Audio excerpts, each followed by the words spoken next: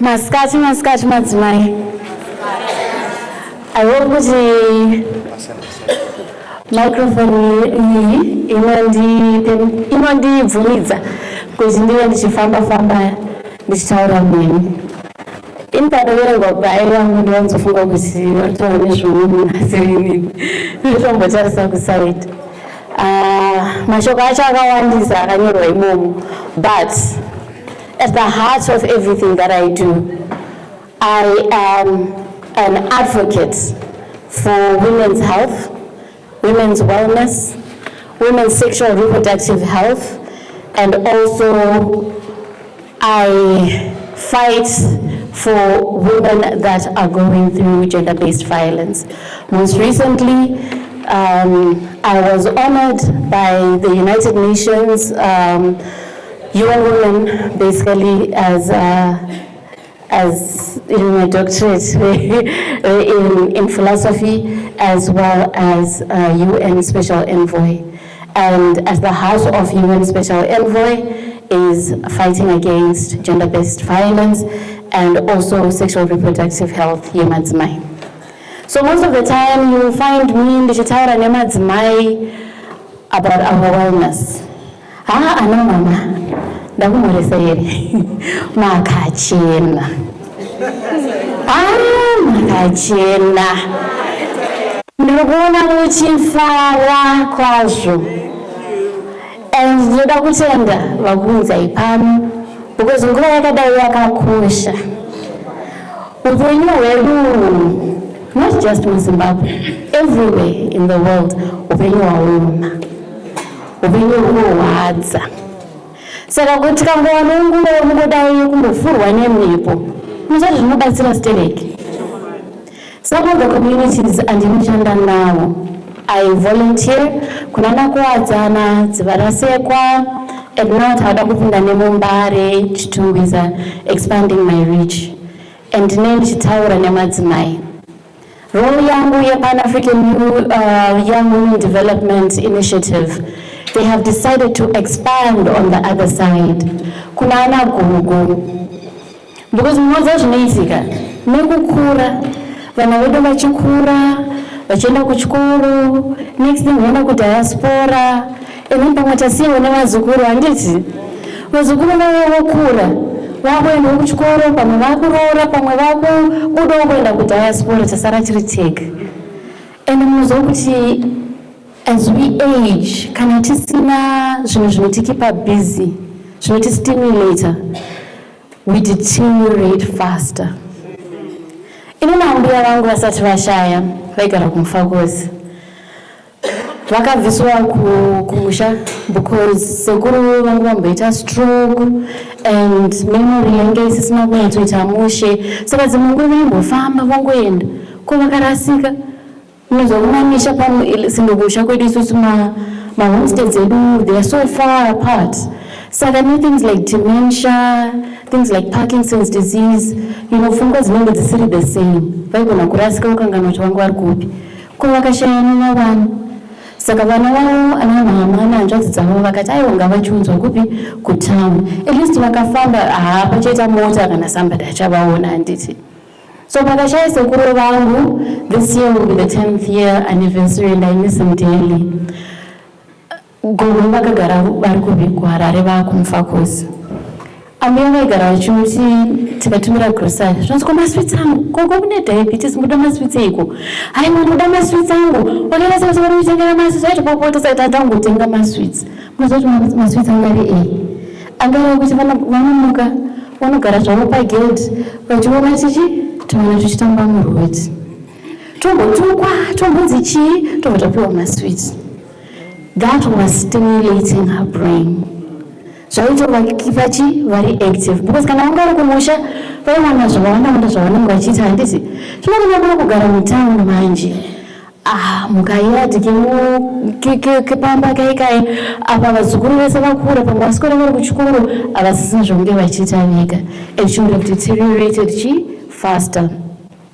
Saka nyaya yangu yandauya nayo nhasi, ndafara kuona kuchitamba. Because one of the things that we need to do kuti tigare tiri healthy is movement. Madzimai ese vandinotaura navo vanongotita inoziva inini mbuya vangu vakagara kusvika 90 chakuti years, asi zvimwe zvionai vanhu zviri kuitika. It's in the food that we eat. Chikafu chedu chatiri kudya ichi either chinotiuraya kana kuti chinotiponesa. Saka you have to pick your heart.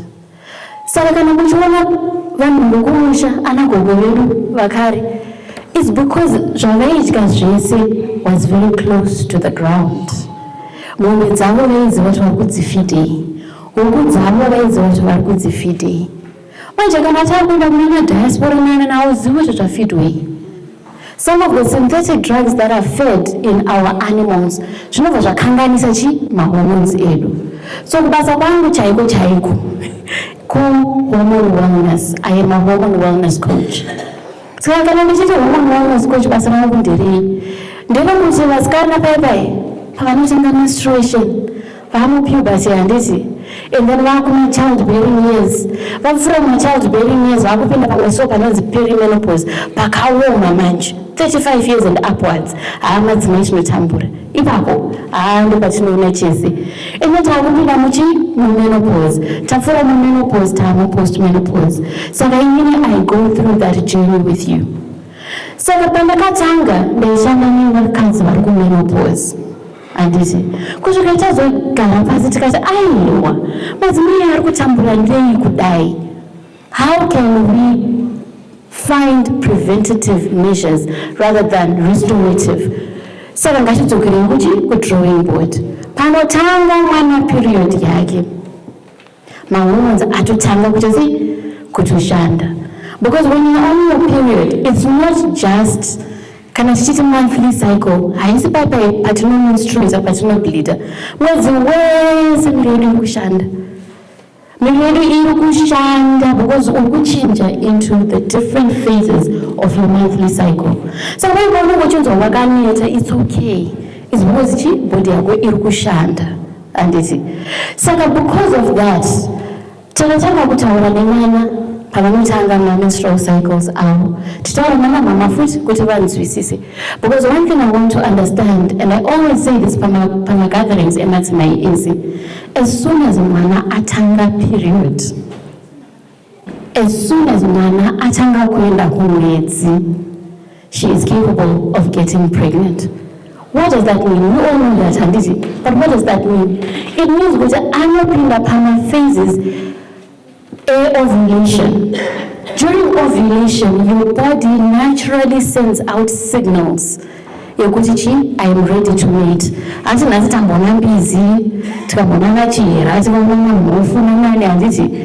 the animal kingdom, there's the mating season, where animals just know now it's time for mating.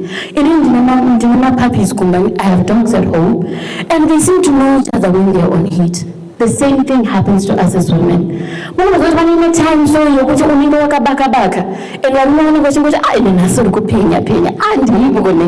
it's something that is not taught because of the pheromones that we are releasing during ovulation. Now imagine 9 years.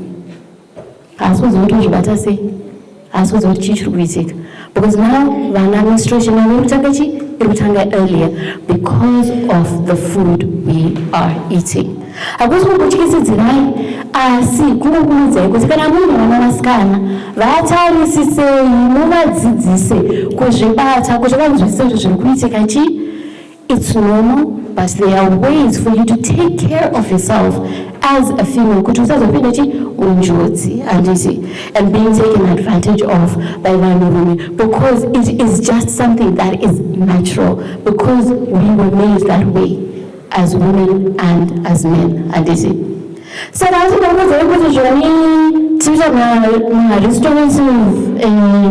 restorative ways for you women to go through and menopause without too much hassle. During menopause, vakangotsama mood swings. Who grew old together. But nobody ever told us or prepared us of what actually happens in these stages of being a woman. So the message that we have is perimenopause. For very menopause. Perimenopause, you prepare. Your body is preparing for that time when your period stops for 12 months. Mazimai kana usati 12 months usina kubeta period ausati wako menopause. Ikamboya 3 months yombo disappear, yombo dzoka, yombo disappear. You are not yet in menopause. Simply put, menopause is 12 months kucounter goreda. Musina kumwenda kumwezi. Ndo pasino chichini menopause. Stage perimenopause can start as early as 35 years old. I went into early perimenopause because hormone imbalances, which is the reason why I got into the work that I do. So like hormone imbalances, chances are perimenopause will come earlier. So what is perimenopause?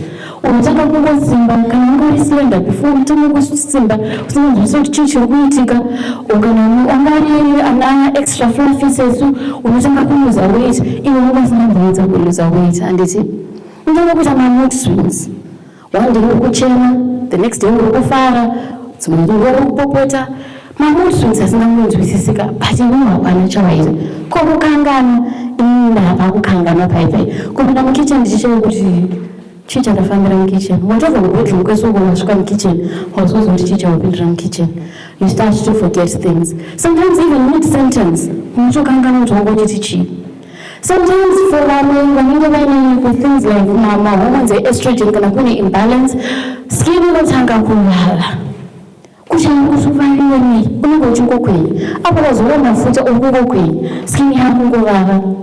Sometimes you also find that you have also problems with kutaura level you don't want to be around people.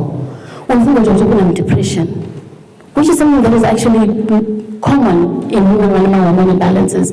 You don't want to be around people, you start to isolate, you feel depressed, or and this kind of anxiety attacks, panic. I have a client of mine and for the however many years they can travel.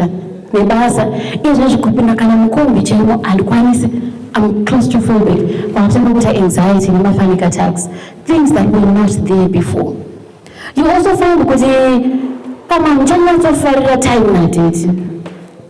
libido is affected. The other way, where you zero interest in intimacy, or it goes the other extreme when you are now hyperactive and now you're not equally yoked. That is an imbalance. Anything that is on either end of the spectrum is a sign for concern. You may also find that you're always bloated. And you don't understand why. Sometimes it's irregular periods. And 3 months and then the next month, 2 months of another period. And then you also find things like for 6 months. I will not go period. But you're not there yet. These are the things that you start to notice from an age of 35 to under 50 and 80. Normally, menopause starts at 50. But menopause earlier for different reasons, but with medication and all those things. So if you're finding your symptoms and that's I think that's 5 and 6 it's okay, because a lot of us find at some point in our lives as women to change our hormone imbalances. So the mobile saying and this one anatotsika causes so my way. Second pango pai chikafu chachi kudya zvangatarazvia panyayechi yechikafu nemovement kachitange kufamba exercising haifaniri kunzi zvone pamwe muri kujima zvokujima zviye, just movement. Kufamba mukakwanisa 5,000 steps, mukakwanisa 10,000 steps, even better. Zvinhu zviri gentle handiti. Pamunomuka paya ma-stretches as soon as you wake up, because one of the things that happens as we age is kuti my joints anenge are stiff. But ukaramba usingamuvhe anotoramba achitoita stiff wese handiti. Saka mungostretcha mukaenda paYouTube munoona tunhu tokuita sei ma-gentle stretches ekupota tichiita makuseni tichimuka pai. In chikafu chatinodya, I always say this to simplify things. The closer it is to the ground, the better it is for you. Saka, zvinhu zvatinodyara mumagadheni medu, aiwa ngatite tumagadheni kadiki. Sekeyo tasara tiri vana vedu vakura, pavanogara vari kumabhodhingi, saka kumba hakuna vanhu vakawanda handiti. Kagadheni kadiki kana madomasi maonyeni, madomasi ndataura handiti, muriwo yedu, green leafy vegetables, very important handiti. And mahewu kana pfuko is very important for our gut health. In order for us kuti tisagare tichita that bloated feeling kana kunzi constipation, it's good kuti tipota tichimwa mahewu, but ngatiedze aya asina shuga yakawanda handiti. Because sugar ndiyo inokonzera inflammation mumwiri yedu. Ndosaka tinoona tichirwara steric because of the inflammation inenge iri mumwiri inokonzereswa neshuga. Saka pamwe patinoona drinks yedu neshuga nechichi handiti, inflammation feeds off of that. And that's how we start having my illnesses. Like yes, the buzzword is autoimmune disease. Fibromyalgia. Your own body is attacking itself. It is because of chikafu chatiri kudya. It is very lucky kuZimbabwe. There's so much land, and tinokwanisa kudyara zvinhu zvedu handiti. Totaka kudya zvinhu zviri organic zvakanaka. And when patinotaura nyaya yediet vanonzotsamwa, but never tell you to stop something. Kuti nhasi just stop. Hachichamwa minute maid, hachichamwa Pepsi. Reduce until zvisisiri necessary. Because even ndinotoziva hangu ndina addiction yesugar. Haizvo handirambi. Nebasa rangu ndinokuziva kwandinoita nyaya dzesugar. But once a month ndinokunzwa kuti ngoda tumakeke netumachichi netuma-ice cream handiti. Handisi kuti regedzai. But let it not overtake zvinhu zviri healthy. So potatoes. Tikapota tidya mambaira mabutternut mananga zvinhu zvakadaro as starch, because body yedu inonida starch. Zvese zviro zvokuti usadye starch, it needs starch to fuel. You need starch to fuel your body.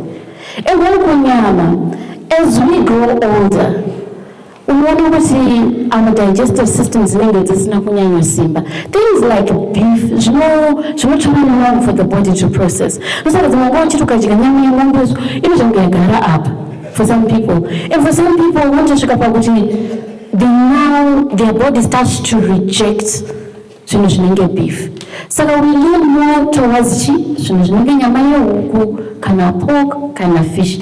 Preferably fish, because fish ukaona oily fish ane omega-3 ndoanoita stimulate ibake tite elasticity and inotipa the good oil, the good fats that our body needs.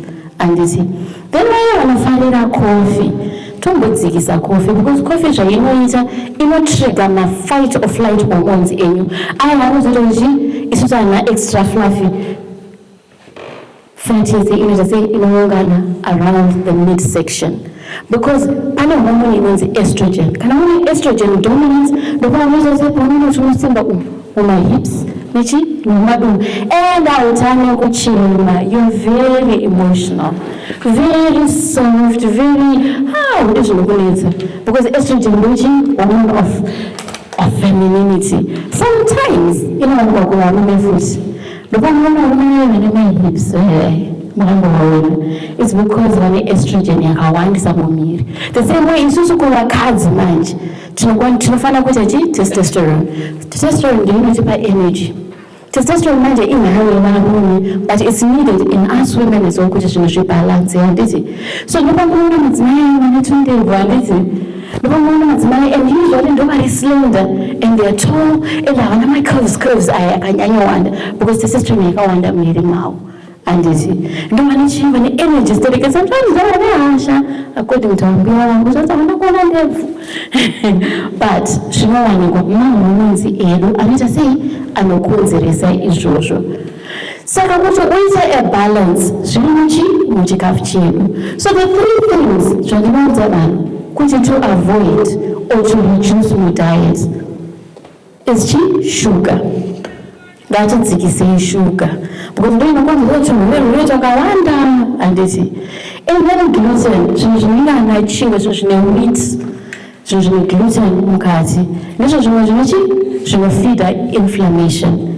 And then tabva ipapo tichivapa dairy products, mukaka wemombe, reduce, handina kuti regidzai, reduce, handiti?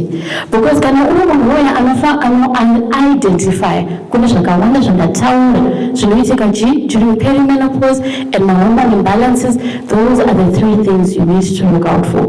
Nasa handina nguva yakawandisa kuti ndinyatsopinda, ndinyatsoita deep dive mune izvozvo, handiti? Asi one of the best ways to help yourself balance your hormones right now, pane tea inonzi Rosella tea. I don't know how to use it. Rosella tea kuna mambokadzi. When saying this is not a paid ad, it's just that I love my products. Kuna mambokadzi, mune tea inonzi wild chindambi. Saka, andisingataura takuti ana BP, takuti ana sugar, takuti ana cholesterol, takuti ama hormone imbalances, sometimes even fertility issues, handiti? Kune vanasikana peve vachiri kuenda kuma-period pain, ma-fibroids, zvinhu zvakangowanda, handiti? Tea inonzi wild chindambi, I always recommend this to my clients. Inobatsira nezvinhu zvakawanda zvandataura. If you know kuti you have low blood pressure, I suggest kuti you take it moderately, tomboti once a week. But you must consult with your medical practitioner, handiti? Because inodzikisa BP. And I can attest to that, because ndakabatwa BP, my work is very stressful, so it was only natural kuti zvichangoitika, handiti? Saka that tea has really helped. Pakubakisa skin apa, because of the vitamin C content in it, inobatsira skin inenge yakangobaka-baka. It brightens your skin from the inside out. And then also things like digestive system. Natinambotaurira zve-anxiety, kuti makungopanika hana yakurova, zimwe wakutadza kufema, zimwe wakutya kungotanga kudikitira uzo chichiri kuitika, wakuita ma-panic attacks ne-anxiety. It helps to calm your nervous system. And also cholesterol, inocontrolla cholesterol, inocontrolla sugar, inocontrolla BP. And it's got a whole lot of benefits, tea iyoyo. And it's only, I think it's $5. And it's kuziva, munonotarisa pa page pao, kuti kuita mari. Kana musuri kuda iyoyo wild chindambi, Rosella tea akawanda, because it is very good for your health. Especially takupinda muwinter, vitamin C inonidwa kupreventa zvinhu zvinenge ana flu nana chichi, handiti? So it's good to have that in muma-cabinets edu, muma-pantry edu, kugara tine tea ye-Rosella tea. For veve varufunga kuti Tate inini I am going through it. And ndosikutombokwanisa iye zvine ndofunga kuti ndakutopenga. Like yesterday I actually felt like I was going crazy, because ndamwe age perimenopause, handiti? Ndiri ndega ndiri kumba ndakanyasa right, inini ndakutonyatsopenga. Like, why am I so angry? Ndakangomuka, ndakangotsamwa, ndakatsamwira munhu wese. Apana wandataura naye, ndiri kumba ndiri ndega. Handina wandataura naye, but ndakangotsamwa. Foni yangu ikarira. I'm thinking, vari kudeko, vanhu ngavambondisiya. Zvinhu zvisiri normal, handiti? Because munhu ungangomuka wakatsamwa, kasi une wawarwa naye kuhope. Hazviiti, handiti? So now imagine ndichimuka ndakadaro, ndine vana, kana kuti ndine babakumba, kana kuti ndichienda kubasa kunodhila nevanhu, ndakangotsamwa kudaro. Hazvibude, handiti?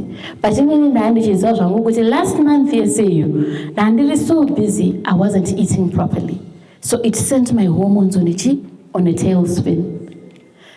Kubasa kwangu inini, I teach you to understand cycle yako, so that you're able to navigate during your cycle. So you are always free to come and book a consultation with me, and then we have an amazing hormone balancing cream. And the dog. We have a hormone balancing cream applier. Inner thighs, so it doesn't interfere with your perfumes, anything. And that is where our skin is most absorbent. Like these things like ana UTI. Age, so ana UTI, urinary tract infection, when you're peeing so frequently, and all these things, they become more common in age. This cream helps with that. It also helps with vaginal dryness. Sometimes my waist wakamira so kana kuti uchori kubasa kana une zvauri kutoitawo zvako but unenge uchafila kunge sandpaper, and it's so uncomfortable. Those are things that happen with age. This cream gets to work to assist you with that, because inopinda bloodstream yako immediately. That jar comes, it lasts for like 6 months because I was sterek. So when you book a consultation with me, you are also entitled to that jar. Once we have assessed whatever symptoms that you are facing. And because it is not just something chema symptoms, it's addressing my hormone imbalances. Actually, wow. And you find life feels so much better and easier. Ndakuza izvinhu zvakawanda, ndakuza ine zvechikafu, ndakuza ine zveexercise, ndakuza ine zverosella tea, ndikakuza ine zve-hormone balancing cream, ndikakuza ine zve-consultation with me handiti. So from here, madzimai, because ndanzi ndokuinspire handiti, apa ndangokuza ine zvemaproblems emadzimai. What I would want for you to take away from everything that I've said is that you are not alone. Kazhinji kacho madzimai tinoudzwa kunzi usataure kudza munhu wese nyaya dzekuti chii chiri kuitika. You don't air your dirty laundry. You are not alone. Inzira yedu tese madzimai, we are all going to get to menopause. For some people it's gentle, for some people it's havatombozvifila kuti kwakamboitika chinhu chinonzi menopause. And for vamwe dzinotombodambuka pfungwa. Ambuya vangu vaigara vachitaura kuti zvone mudzimai kana ane pamuviri pfungwa dzake anotombodzisiya somewhere, haasisiri iye ari in control. That is usually what happens as you go through perimenopause for a lot of women, Anditi. So don't feel kungendiwe wega uri kufila zvinhu. Asakawanda uri kufamba nayoti nzira iyi, Anditi. And that is why I am there. As a hormone wellness coach, I do not prescribe. Andikupe prescription.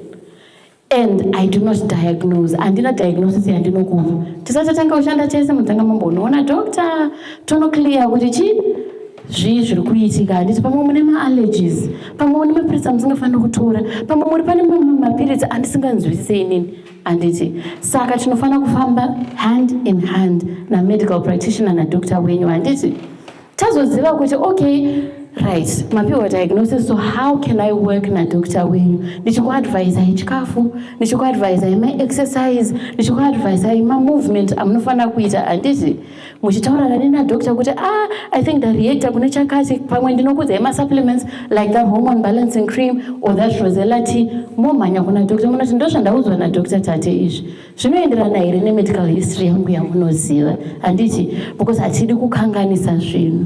Because inini I work as a booster to whatever chiremba venyu zvavataura. Handiti inini handisi miracle worker or cure, but I help you to understand kuti zviri kubvepi. Sometimes ana chiremba vedu havana time yekuita sei yekukuudza the root cause of chiri kuitika and all these things, but inini kubasa kwangu ndokuoffice kwanguka kuti tinyatsonzwisisa kuti chiri kukonzeresa mahormones edu kuti adai and kuti munobatsirika sei. Aiwa ana mama, ini ndafara kwazvo nenguva yandaspenda nemi, and ndafara kwazvo kukuonai muchifara, because zvinowanikwa ndezvokuti kazhinji kacho we wear so many hats. Muri gogo, muri tete, muri mama, muri sister, mune kubasa, mune ka side business, muri mama kuna Tate. Dai mama torerwa mafoni, hamungadai manyatsopombonoka. Izvezvi mafoni I'm sure matombotsvagwa. Mama chakati chiri pai, naye mai mwana machimuri kudzoka nguvai. Kubusiness musikana haana kuuya kushopu nhasi. Kubasa pane chakati chaitika. Handiti? Asi makwanisa kuuya, and I hope kuti maita yatinoti digital detox. Nekuti munombosiya zvimwe zvese. Munombowana time yenyu. Isusu kumba kwedu, we came up with this idea that I was taught. Pane imwe event yandakamboenda so. We were taught kuti unofanira kuita ka wellness corner kako. Pa unomboenda pekuti vanhu vakakuona wamira ipapo kana kuti wagara ipapo, vanoziva kuti iyi nguva yamama. Ngatimbovasiyai. Handiti? You should be able to assign yourself that time. Because mune zvakawandisa zvamunoita ana mama. And you forget to take care of yourselves. Most of the time, because now it's ndakushanda nema youth. Vana mama vacho vanandichibatsira kuma hormones nekumenopause nekuchi. Unovoti aiwa chimbomira zvangu inini. Mwana wangu is an introvert. Haasi kugona kunyatsotamba nevamwe nekutaura nevamwe. Chimbobatsira mwana wangu first. That's why I had to come up with a program ya Mommy and Me. Yekuti ndinodhila nemimese. Atisiye mumwe kuside handiti. So pa wellness corner apa, pamwe inguva yenyu yamunongoti 10 minutes kana 15 minutes yamunongobata kakapke tea kenyu mumbonwa tea handiti pasina anokudisturbai karoom kenyu. The same way some of us have war rooms matinopinda kuti we go to war spiritually for our families and all those things is the same way you should have your time. Handiti ka area kenyu ka wellness corner kenyu. Ini kangu ka wellness corner patori nekapi yangu chaiyo ndoziva kuti iyi mug mukandiona ndaibata I need my own time. And ndo pandinenge ndakagara zvangu mugarden ndakatarisa garden hakuna zvakawanda zvokuona ndakatarisa garden ndichimbodzora pfungwa. Give yourself that time. Madays akadai kuti munombonoona vamwe mumbonofara nevamwe handiti mumbokanganwa nhamo dzenyu are very very important because stress is very real. And stress munoziva kuti ndiyo inotokuuraya more than pamwe kana sugar chaiyo kuti zvino ukabatwa sugar. Stress kana yanyatsokubata and then you are now prone to things like high blood pressure. Ukanzi zvino une high blood pressure you're prone to things like stroke. And ukaita stroke chichinoitika dementia, Parkinson's disease, degenerative diseases and asingaoneke. Those are the things that you find yourself struggling with. And zvabvira kustress, feeling chivere mumaoko umu, things like that, they're very worrying. It means my stress levels, that might not be the only reason, but it means because usually my stress levels are quite high, you might be prone to a stroke. Pamwe musoro unombotema kuti unge musoro matsemuka so, pamwe BP yakakwira endai munotariswa. Inini, I am very much for natural ways of preventing disease, but I do not go against medicine. Handiti inini tinenge tichiti zvoni kana tichidya zvakanaka kana tichirarama upenyu hwakanaka then there are less chances of turwere handiti. But kana tichinzi zvoni zvirwere zvazowanikwa endai kwadhokota munotariswa handiti. And then motanga kuchinja lifestyle yenyu kuti ite sei kuti ibatsire mishonga yamuri kupiwa kwadhokota handiti. Yes, there are herbal medicines that are now, I love that Zimbabwe right now we have macourses akawanda ekuti munokwanisa kuita a verified herbalist and kana muri vanema natural products like the Hormone wellness cream that I was telling you about zvinokwanisa kunoverifyiwa kuti are they safe for consumption and my dosages acho handiti, which is very good handiti. So we don't go against that. Asi tange maziva kuti chii chiri kunetsa because hasidonza sei fembera because pamwe unenge uchitokwadza pamwe wakukwadza makidney pamwe wakukwadza liver nezvinhu zvisiri kunyatsonzwisisa kuti chii chiri kuitika handiti. Saka please ladies endai muna sei munogara muchingonotariswa kuti zvinhu zvakamira. The most common things that need to be checked, blood pressure yedu as we age neshuga handiti. And when tichibva taita sei tichidyawo zvakanaka and tichigara tichimuvha handiti, not kuti tinongoswera tisina kana kumbomuvha kungofamba muyard pamwe 2 circles 3 circles, you know, just staying active is very good for us and zvinoita kuti tiite a longer life. handiti zvimwe zvinhu zvinozongowanikwawo hazvo, but at least let us be strong. Ngatitei energy handiti tikane tiri energetic tikutenderedzana nechine zukuru. Dai maiona mbuya wangu vachinetsana nechivazukuru nechivana chomurweti tavai pamaswiti maicho zvichaira pazvo, but zvaivapa energy, and it also helps with your memory and your mind handiti. And please do not isolate. Zvinhu zvokuti kunge vanogara vega mukambozuma vari vega, pamwe vane musikana anomboenda and all this. Wanai masocial circles amunoita navo. Izvi zvamai vangu izvinezvi vari kwavari ikoko handiti vari very active muchurch group nechita pavanongodzoka chete vatopinda vakutokwana. Ndakazovana mumwe musindabva kubasa ndasvika pamba pakazara vanhu. Ko vanhu mabvepiko? Ndaronga mama makadzoka marimwe zuva. Ndakatovaudza last week kuti ndiri kuhosta munamato this week. That sense of community is very, very important. Itai communities enyu kuitira pakawanda zvinowanikwa handiti pane unhano kuwana handiti. So to end my talk kunemi nhasi madzimai, aiwa ndafara kukuonai muchiita sei, muchifara muchipombonoka muchiita sei, hanzi kuita sei, kufadaya. Tambofadaya nhasi handiti. Muchandoza tende dzenyu makadzitenga kupi bhokosi ndakutodawo. Ndachaita like kuti ndawanawo kala inoenderana nevamwe, saka ndanyatsoblendawo pane vamwe. Asi moments like these are moments to be cherished. I hope kuti mamboita to networking vamwe muchamboita muchitaura navo vekumboita kuti sei muchiita cheko nechi other handiti kuti since that last time yatakasangana muri sei, cheko chiri kumboitika, vazukuru vari sei, vana vari sei handiti. Thank you so much for the honor of your time, ladies. Ndafara kwazvo kuti ndinge ndiri pano, and ndoda kutenda maorganizers vaita kuti zvakadai zviite sei zvikwanise kuitika. And vese vakunzai pano, pamwe vana venyu, pamwe vazukuru, pamwe ndianani nieces and nephews vati aiwa mahanga vamboenda vambonofadai. Aiwanda pakutenda zvikuru kwazvo kuti vakunzai pano kuti mumboita to wine tasting, mumboona ana chihera hanzi maona vamwe venyu kunzoku. Ana manjenjenje hanzi maona vamwe venyu kunzoku. It's very nice handiti. But thank you so much for your time, ladies, and I hope kuti pamunenge makudzokera kwamunenge muchidzokera munofamba zvakanaka.